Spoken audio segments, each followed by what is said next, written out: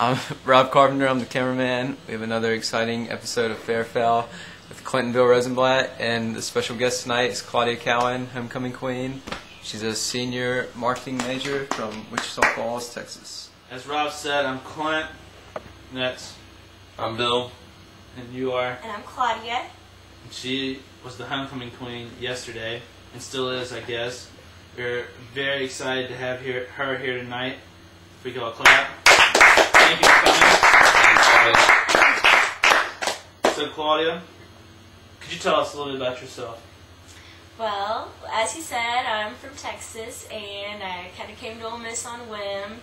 I didn't even know anybody here and ended up visiting it and just absolutely falling in love with it. But I think you're trying to get at something else, though. Yeah, so you said that you're from Wichita Falls, but I've heard that you're actually from a smaller place. What's that? What is it called?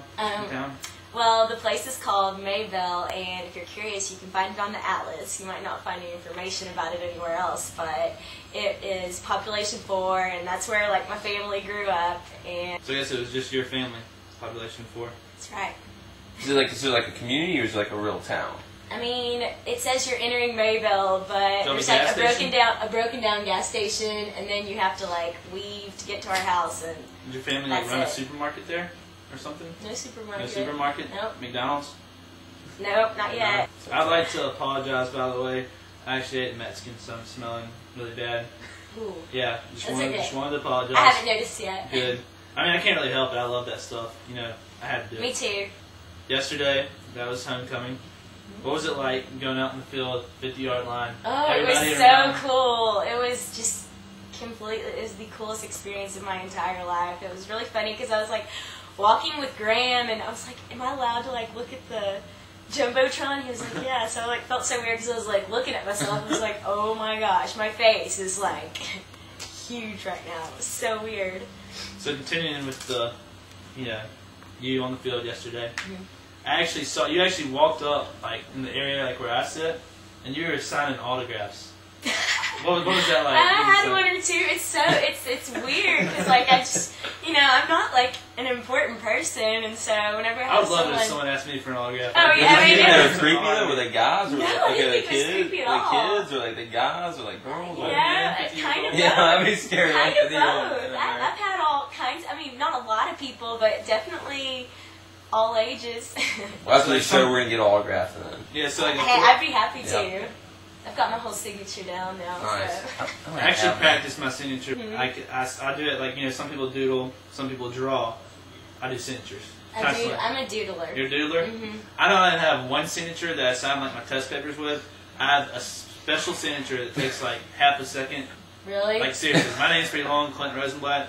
I have the same signature for everything. You're actually on the cover of the Game Day magazine. I know, my mom like bought like a whole stack. She's like making my dad carry them all around with him all day.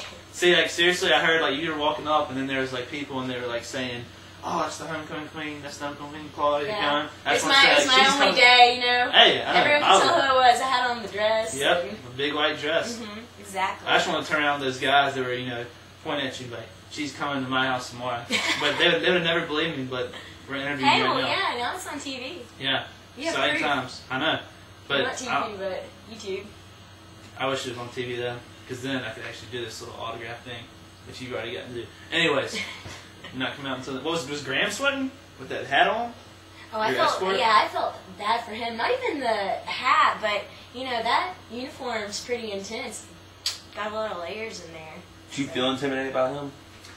No, not at all. He's my friend. Okay. But he's also a soldier, or a future soldier. Well, yeah, but I don't think he's intimidating. Trained to kill. He's a sweet guy.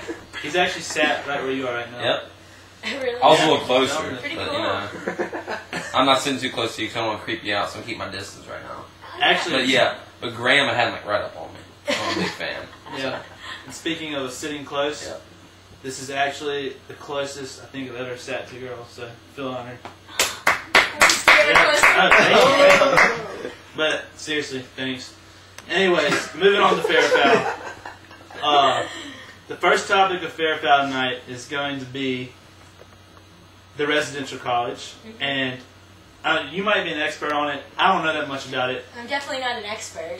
Well, tonight we have a guest here that's going to explain to us a little bit about the residential college. You know, a lot of people that watch this, not a lot of y'all, there's only a few of y'all, but you might be wondering what it's all about. And here tonight we have with us Stuart Hood. Should I come down there? Yeah, come right here. I think everybody on this panel here knows what it is. It's what the residential college is there's going to be 400 students living in one dorm, guys and girls. The idea behind it is that you enroll in the residential college, you stay for 4 years.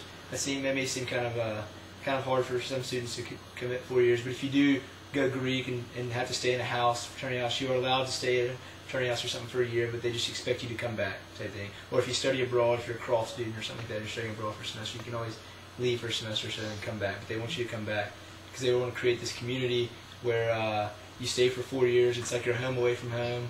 They have all these facilities. They have a fitness center. They have an area for people who are musicians. They have instruments and stuff there. They have recording studio type stuff. They have all these computer labs. They have a cafe down there. It's going to be slightly more expensive. It's going to be $4,000 a semester, but that includes 3 meals a day in the residential college though. So 3 meals a day and 1 meal off campus a day. Hey, thank you, Stuart. Thank you, Stuart. Yep. Sir.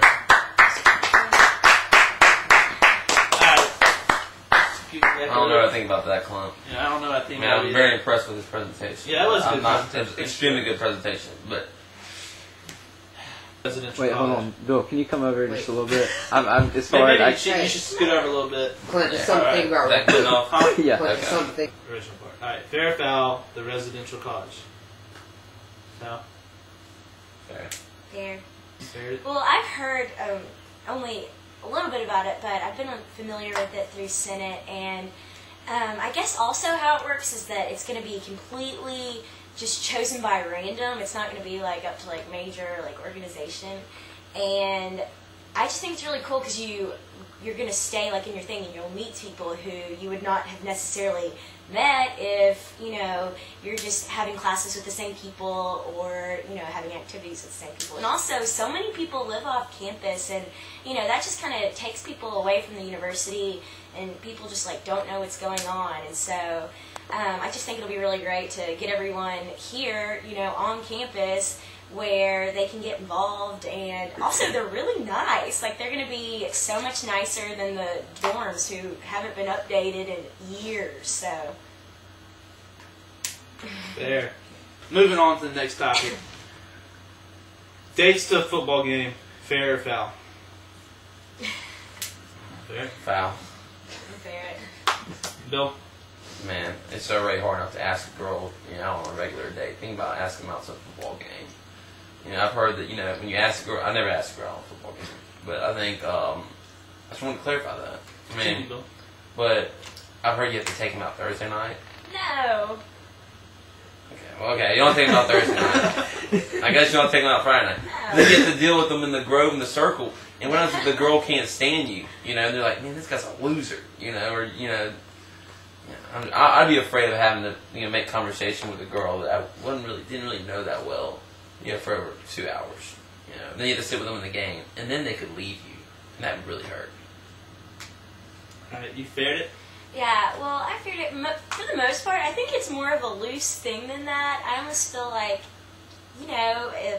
pretty much for me, even if I did leave my date, it wouldn't be because I wanted to leave him. It would be, if they wanted to go to another tent to talk to someone, you're like, oh, yeah, well, I'll stick around here and meet me over there later.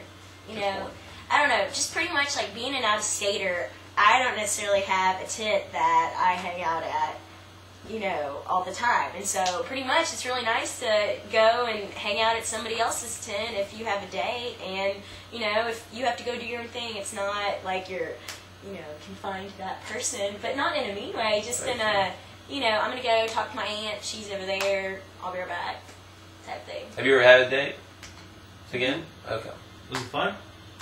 Oh, yeah. Good experience? Good experience. Claudia, thank you for coming thank to Claudia. the show with us. Of We're pretty desperate. We're struggling, struggling articles, so thank you. If you ever hear of anybody that's interested in coming on the show, you can tell them. But thank you for coming. And if everybody clap. Bye, people.